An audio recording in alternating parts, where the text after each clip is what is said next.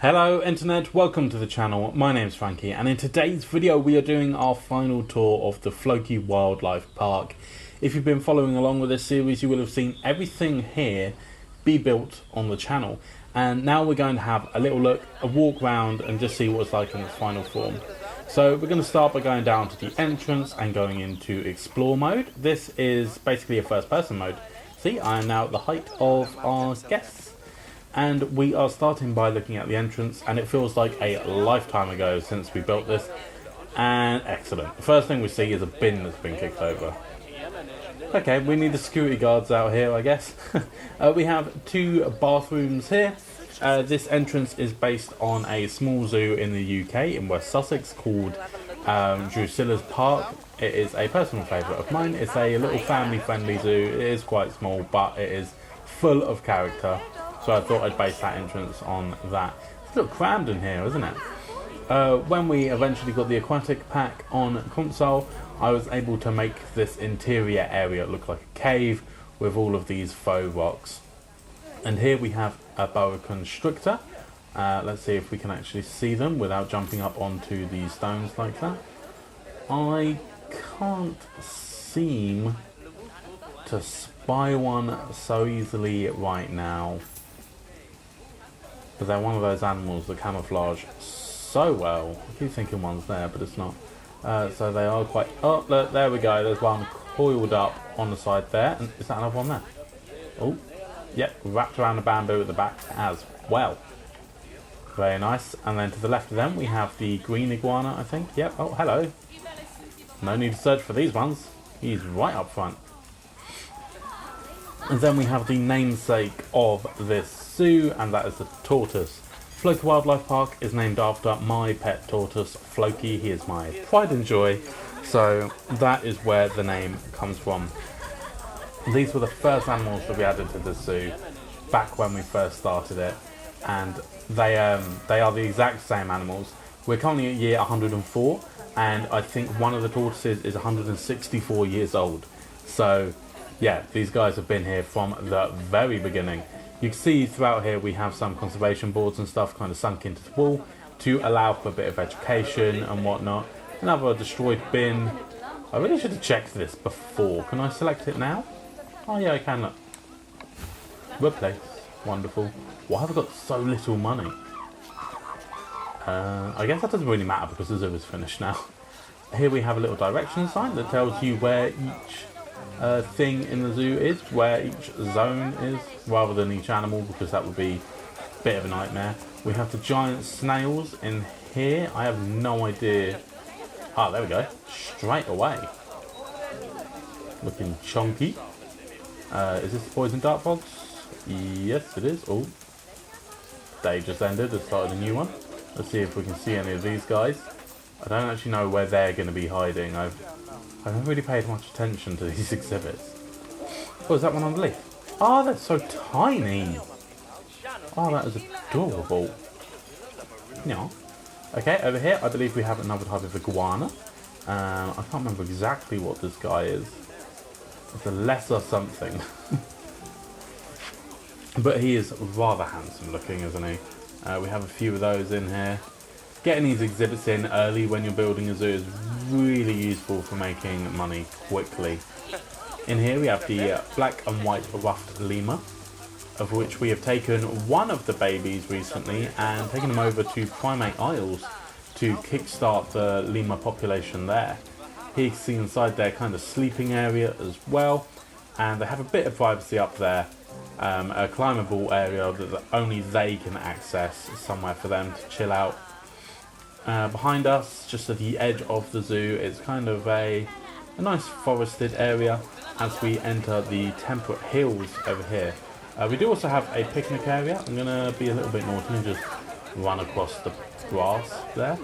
Yeah, we've got a few different food trucks and stuff and a bunch of picnic benches, and this allows you to, when you start or finish the temperate hills, you can come here because the other end of the temperate hills is right over there, so it's kind of accessible from either end. Right, let's go and explore temperate hills. We're going to go up this lovely staircase. If you're wheelchair bound, then you're going to struggle with my zoo, unfortunately. There are a lot of steps. Didn't really think about that, which is awkward because my uncle's in a wheelchair. Okay, I'm rambling a little bit. Here we have the Ibex, and you can see the male over there in the back, looking rather majestic. Really happy with this stone structure in the middle. I think it looks really cool. It adds quite a bit of depth to the habitat, makes it seem a lot more, I guess, a lot bigger than it actually is. Because it allows for a lot of climbable space for these goats that love to do a lot of climbing. There's a, is that a juvenile or a female at the back? Can't quite tell from here. And then on the other side we have our mixed species deer habitat.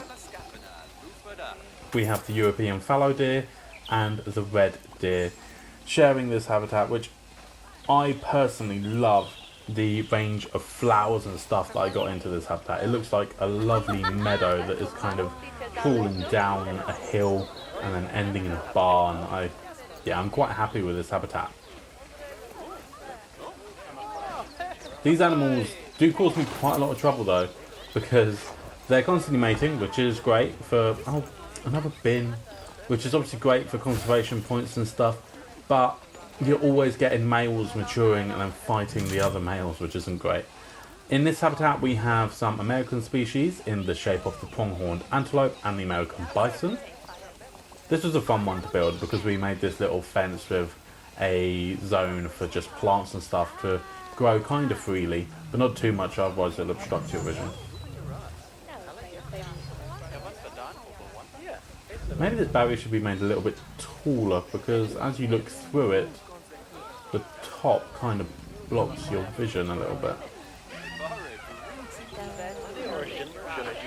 And then over here we have the bathroom, which is just from the New World theme. Nothing special, I just plonked that there. Next to it we have our restaurant, Chomps, which is wonderful. This was a bit of a nightmare to build, but I am really happy that I persevered and actually did build it. Not only is it a great source of income, but it's just one of those things that you do have in every zoo, and I think it's kind of important to have in ours, especially as I kind of transformed this outside eating area to a viewing platform for the American alligator, which I'm not sure if we can see from here. They might be around the side hiding. I mean, there are a lot of guests here, so they're clearly looking at something. What are we looking at over here? No. Ah, look, there's one under the, what's that called? Jetty or something? I don't know. Yeah, he's a big lad.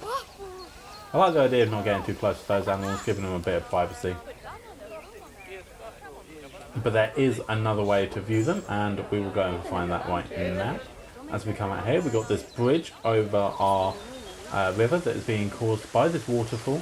This is one of the first things that I built because I had the idea of having a river that linked a few different habitats together, which is firstly this alligator habitat. Can we see any of the others? I think there are only two in here now.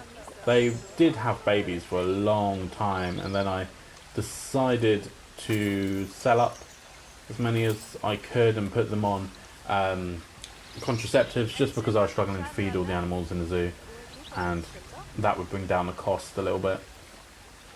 At the moment it looks like we can only see the male, I think that is, because the males are always quite a bit larger. Over here we are entering the Panda Zone, which I think is kind of obvious given these massive statues and the Asian archway. I'm really happy with this habitat. It was quite themed, which is different to what I usually do, including their habitat house at the back, and these guys are extremely charming to watch. They are so enjoyable. They're just always fumbling about and doing stuff. They're great fun to watch. Oh look, we got a baby as well. Babies are adorable and have quite a nice range of enrichment items as well. I really like this feeder. They stand up and shake it in order to get their food to fall. As we continue around, there are some benches and stuff dotted about next to our plant life. I always fill the gaps with plant life. I just think it looks a lot nicer than, oh, I fell off the stairs, than building something to fill that gap. Up here we have a little bit of a private risen viewing gallery into the panda habitat. It's not the best of views, but this is also where our animal talk takes place, because pandas are one of those animals that people like to learn about. So we go back down the stairs. We've got a couple more panda statues here. And now we can either go through this archway to go down there and see the underwater viewing for this habitat, or we go across the top like this to see our American beavers, the North American beavers to be precise. I love this habitat. It looks so natural by using the rocks as barriers and stuff, having all of these broken trees and whatnot littered all over the place. I'm really quite proud of this one, and the extra bit of realism by adding this tiny fencing around the bottom of the massive trees in the middle, because obviously the beavers would just eat through the trees and that's not ideal, so protecting them that way is something that I'm quite proud of.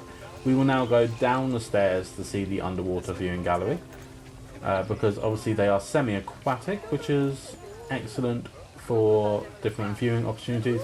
Unfortunately, there is one. I was going to say, unfortunately, I don't think any are under here at the moment, but there we go. There's one swimming away just now. We also have an underwater feeder right there, which clearly needs refilling. It's got the weird green smoke coming off of it. And again, we have a couple of seating options for if you want to chill and watch the beavers swimming about, which I think would be quite a nice thing to do. Now, as we follow the path round, we're coming to the end of our temperate hills, and we are going to be looking at our biggest habitat in the entire zoo, which is for the timber wolves. There's a massive family of timber wolves in here, and I really like the large open space, which I don't often do with my habitat, so that's a pretty cool change of pace. And then down here we have our raccoons, which, oh, I think they're both dead.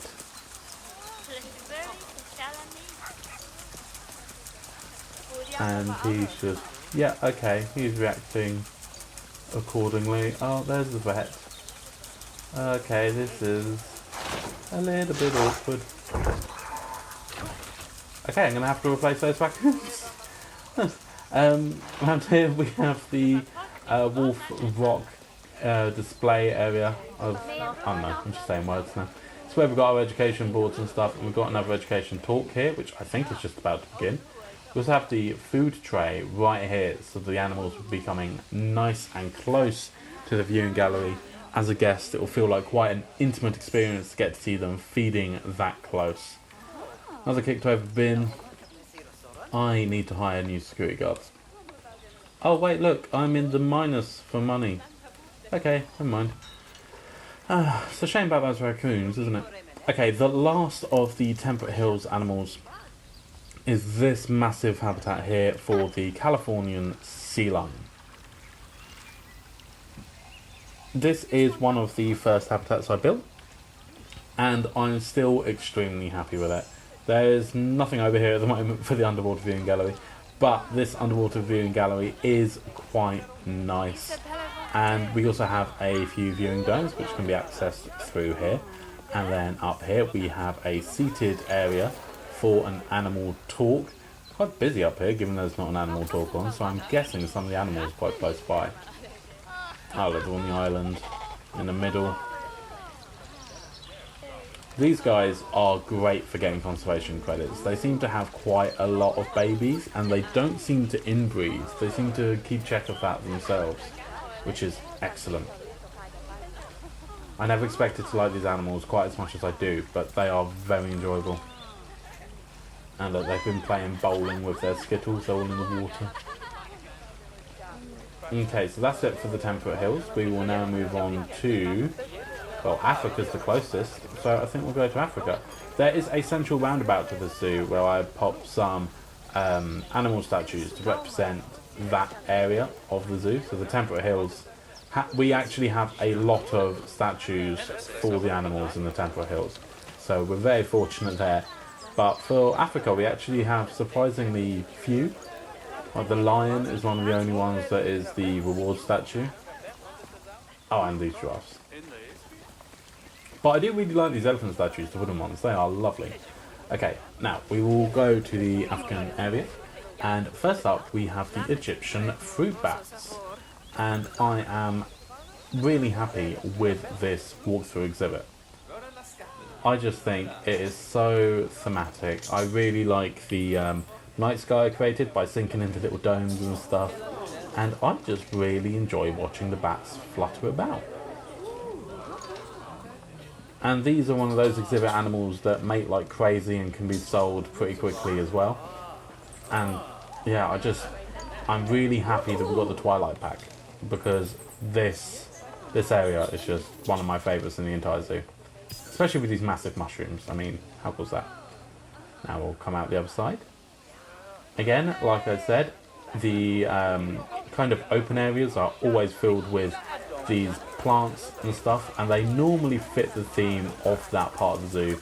So that it's a lot drier and more arid, these plants, to kind of blend in with the desert biome or grassland biome. What is wrong with this screen?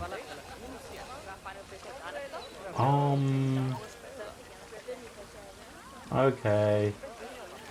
I have a feeling my Thompson gazelles died and I didn't realise. Oops. Okay, this habitat's for Thompson gazelles, but they're not there. That's awkward. Okay, over here we have the aardvarks, and I love aardvarks. They are so weird, but in a really charming way. I kind of just want to play with their ears. Especially as they're furry as well. I imagine their fur is not the softest thing in the world, but they still look like these big snooty dogs. Oh, look at him, he's so cute. Or she, I don't know. They are so cute.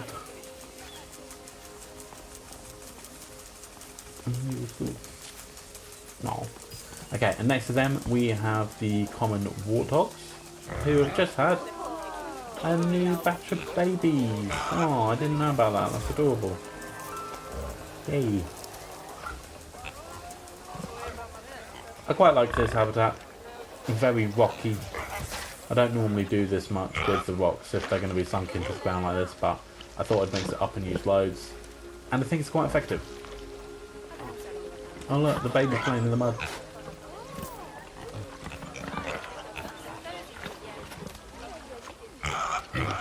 Oh, they are so cute. She looks like a proud mama. Okay, let's move on to the next habitat. Here we have a few exhibit boxes, and we have the Goliath, is it a frog? Goliath frog? Or is it a Goliath toad? I'm not entirely sure. Either way, I'm not sure if we're going to be able to... Oh, it's right there. Hello, Mr. Toad. And next to them, we have... Oh, what type of snake is this?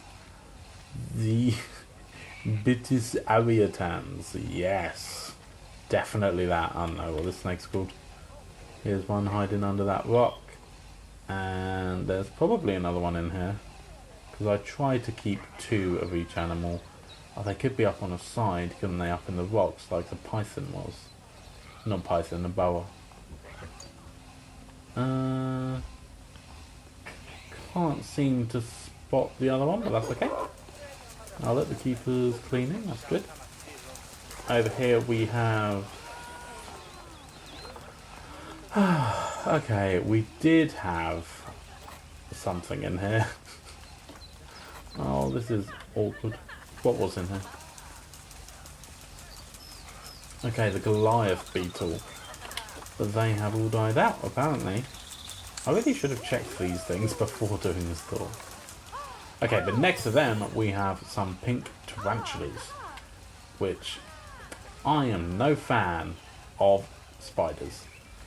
I don't mind seeing them at zoos, but nah, I don't like the idea of seeing these big ones in the wild. That would completely freak me out. I have no idea where they are.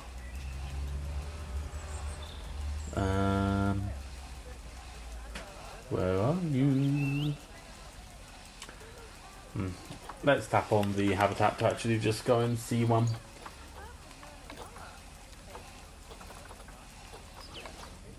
Huh? Ah, hiding inside a log. Hello there. I think this is the first time I've actually had a look at these things. Oh, they're both here. Hello.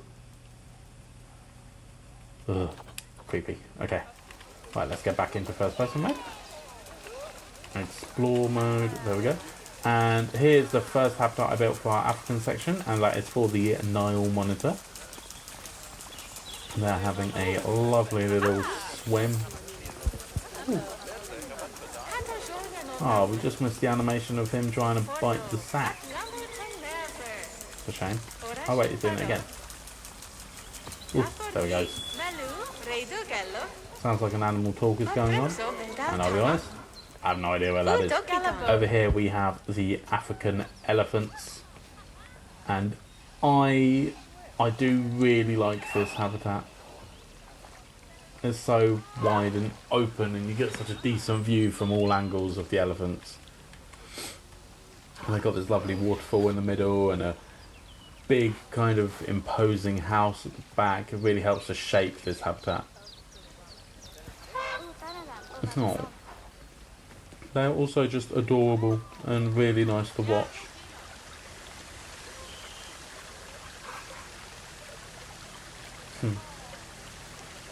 Okay, let's move on. Right next to them, we have the... what were they called? The West African lions? I think that's what the African lions are called. We went for another thematic kind of viewing gallery. This is very Africa themed. So you can come and see them sleeping when they want to get out of the sun or the rain. They can just come in here for their bedtime nap. And we've got loads of different decorations and stuff in here, and a few child-friendly education things. And as we round the corner, we get a viewing gallery that lets you see into their habitat outside. Now this is a really big enclosure. I wanted them to be able to kind of escape from the eyes of humans, be able to get up the back area. And this huge rocky outcrop in the middle is kind of inspired by the copies that you see in the Serengeti and stuff in Africa. They are massive rocky outcrops in basically just fields and fields of grass with just these random rocky outcrops that you have various animals living in, such as prides of lions and troops of baboons. They really like to kind of make those areas their home. And here we have a African market kind of place. It wasn't designed to be a market, I'm just saying that because we've got various different shops and seating areas to help spread out the shops across the zoo, because obviously you need to have them spread out to fulfill all the needs of our guests. Here we have our biggest mixed habitat species, mixed species habitat, and we have the plains zebra, the black wildebeest, and the reticulated giraffe. I love this habitat. It came out so much nicer than I was expecting it to. I really like that you're looking down on these animals, especially as some of them are so tall, mainly the giraffes. It kind of puts you at eye level with them, which is awesome.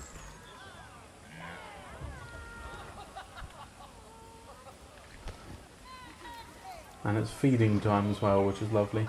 We have some animal talks for each of the animals up here as well. Okay, as we continue round to the left, there are some staff paths. We're not going to go up any of the staff paths in this video. We want them to be kind of left for the staff. We will circle back to this habitat. So up here we've got... ooh, I wonder what this habitat is. Yep, it's the meerkat. And this one is based on the small habitats that you could use in Zoo Tycoon on the console edition. It was a challenge by one of the admin from the Planet Zoo online community on Facebook, which I am also a moderator for. He had made one and kind of challenged me to do it as well for the meerkats. And this is what we got, and I am really, really happy with it. I quite like the challenge, being restricted to trying to make this shape habitat, and it forced me to do things I wouldn't normally do, which I'm quite happy with. Oh, look at him playing with water. That's cute. I haven't seen that animation yet. Now as we continue around, we will go over here and look at the spotted hyena. Again, this is quite a large habitat with very limited access for our guests. So we have this one viewing gallery to allow these animals to have a bit of privacy. Oh, it's a puppy. Are they called puppies? They're not technically dogs, are they? So they're probably not called puppies. Off he goes. I have a feeling most of them are sleeping. Oh, here's one. These are proper creepy creatures. But I think that is part of the appeal. Gonna play with the sprinkler?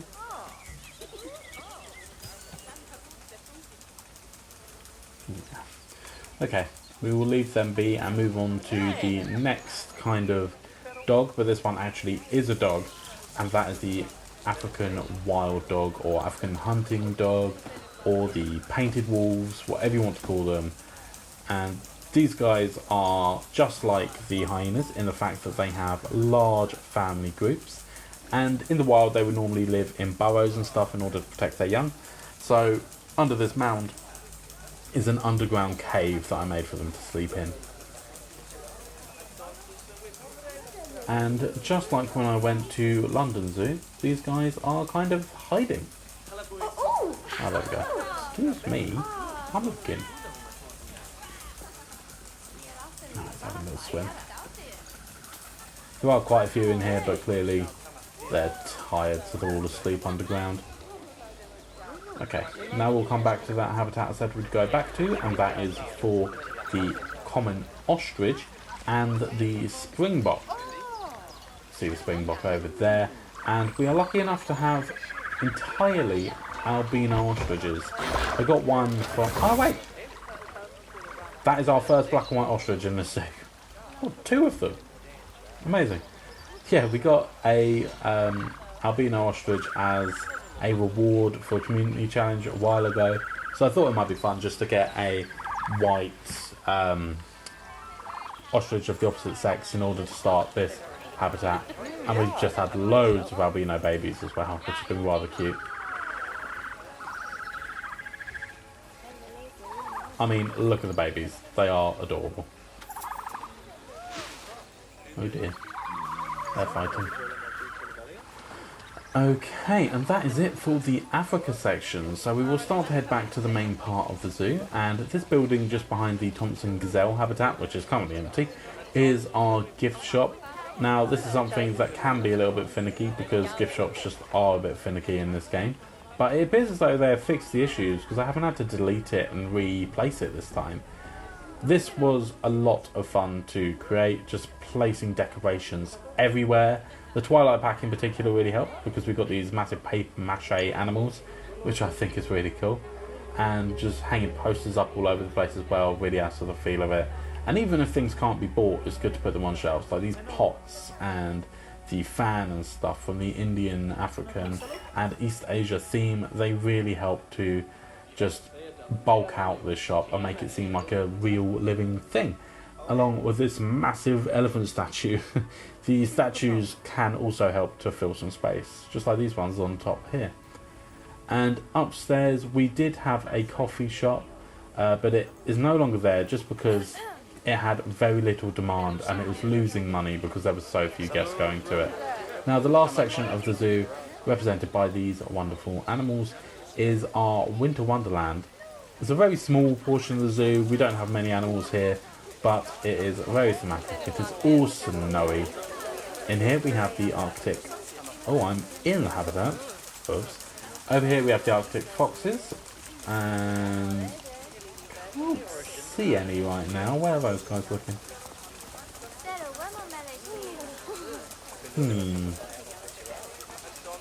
Where are they? I mean, they're looking right ahead of us, aren't they? But I don't know if they're actually looking at anything, or if they're just looking. They're probably asleep in their little ice cave. Maybe we'll circle back and see if we can see them on the way out. As we continue round, we've got a lovely bathroom over here. There's a really cool staff area over there, only accessible for the staff, but it is all stuff from the aquatic pack, those buildings. In the middle we have a European market kind of area. Those stalls are very European market themed, with some aquatic benches. There's really like that stone feeling to them. Up here we have the red crowned crane, these guys. There aren't too many of these just because they require quite a bit of space, and this is kind of the minimum they could have. So we have 2 adults and they have had 1 chick. Then as we continue round, we get to a personal favourite of mine, and that is the king penguin. These guys are wonderful. They are so much fun to watch, and they just have so much personality. I mean, look at them all running for their food. So cute. So we have this overground viewing gallery, and then as we come around here, we've got a cave entrance and another broken bin. Oh, who's this? Is this Oswald? No, that is a different player, of course. Yeah, as we come down here, we've got our underwater viewing gallery, and I don't think any of the penguins are in the water right now. They spend an annoyingly little amount of time actually in the water. But when they are diving, this viewing gallery is very useful indeed. Okay, it is currently raining, which isn't too much of an issue, it's just a bit frustrating.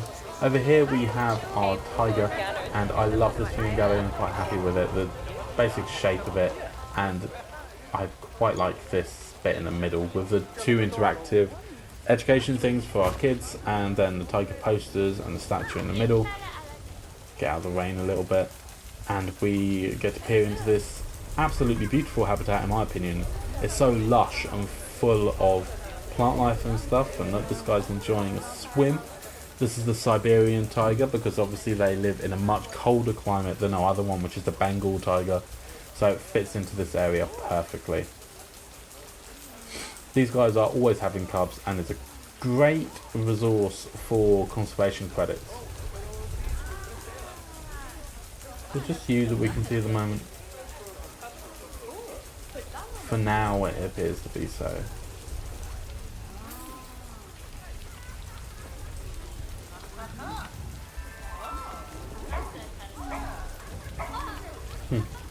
Okay, let's continue round, and we will get to see our last animal from the Winter Wonderland area, and that is the adorable red panda. Now, I'm stood on the fence. Bit of parkour, never hurt anyone. It looks like these animals... Oh wait, there's one over there. There's one over there using the enrichment item to get some food. Have a feeling the other one is probably in their little cave at the back. So we'll walk around a little bit and see if we can see in there. Oh, there it is. Where's the other one? He's still over there somewhere. This is actually just like being at a zoo. You can't get a decent look at any of them. Right, we will just have one last look at the Arctic fox before we leave, just to see if we can see them. Are the signs on? I haven't accidentally let these die, have I? No, look, there's the signs on, so they must be in here. Oh, there he is, coming out of the house. These animals are so cute. Not something I've ever been particularly fussed about, but they are adorable, and I really like the animation where they dive into the snow. It's very, very cute.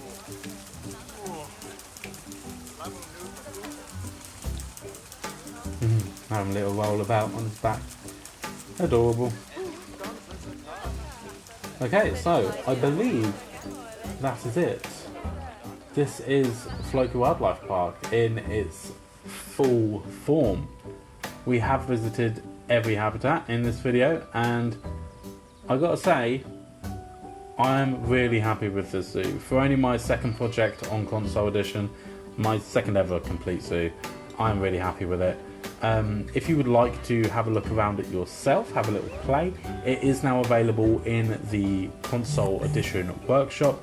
All you need to do is search for Floki Wildlife Park and it should come up under Frankie Draws. I still need to pay to change my gamer tag, unfortunately. But yeah, if you do decide to have a look yourself, please let me know what you thought in the comments, because this has been such a wonderful project and I've really enjoyed it. And we've got exciting stuff ahead. Oh look, we didn't look at the park. We've got a playground over here as well, which is quite cool. yeah, we've got more cool things coming on the channel, so stay tuned. Make sure to subscribe to see all of our future builds, and maybe go back and watch some of the builds for this channel. My personal favourites, if I had to pick, are probably this tiger one. I think is beautiful. The sea lion habitat I'm rather fond of as well, and let's pick one more. Oh, fruit bats. The Egyptian fruit bat. I really like this one too. So yeah, thank you so much for watching. I hope you enjoyed this video and this series. If you did, make sure to give it a thumbs up and subscribe to the channel to see more videos like this appearing in your subscription feed. Thanks for watching, and until next time, I'll see you later.